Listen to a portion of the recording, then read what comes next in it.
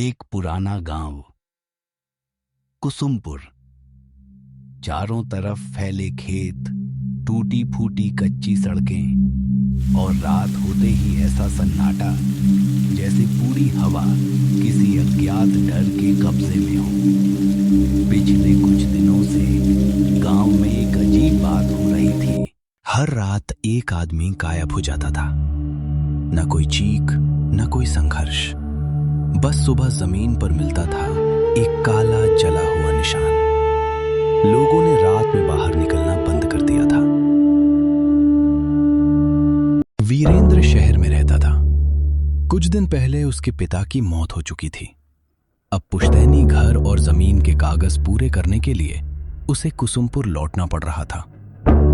शाम ढल चुकी थी। आसमान में हल्की धुंध और सड़कें लगभग अंधेरी। वीरेंद्र ऑटो में बैठा था। ऑटो वाला पूरी तरह चुप। वीरेंद्र ने हंसते हुए कहा, भाई रात में तो बड़ा सुनसान लगता है यहाँ। ऑटो वाला बस इतना ही बोला, साहब रात को बाहर मत निकलना। रास्ते में खेतों के बीच पेड़ों की परछाइयां अजीब तरह से हिल रही, हवा में जैसे फुसफुसाहटें।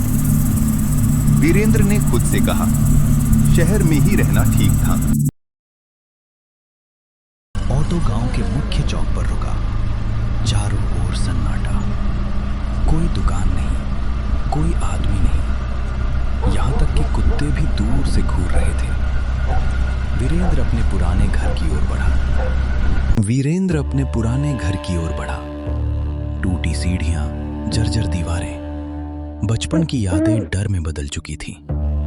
तभी उसने मंजरी को देखा, उसकी बचपन की दोस्त, लेकिन उसका चेहरा थका हुआ और डर से भरा था। मंजरी ने धीमी आवाज में कहा, वीरेंद्र तुम यहाँ क्यों आए हो? वीरेंद्र ने गांव के सन्नाटे के बारे में पूछा। हर रात कोई न कोई गायब हो जाता है।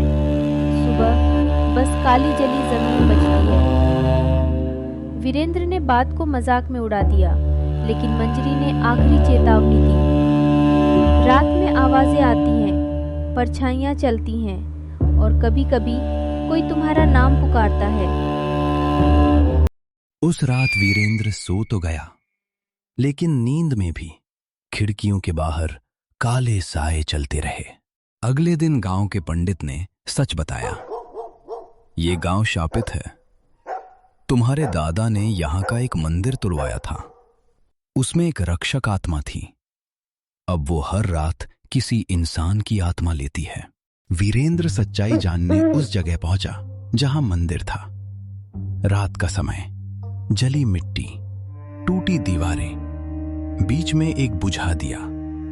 जैसे ही उसने दिया जलाया, हवा चीखने लगी, जमीन कांप उठी। मंजरी सामने आई, लेकिन अब वो इंसान नहीं थी। उसकी आंखें काली थीं, आवाज इंसानी नहीं थी। मैं ही वो आत्मा हूँ।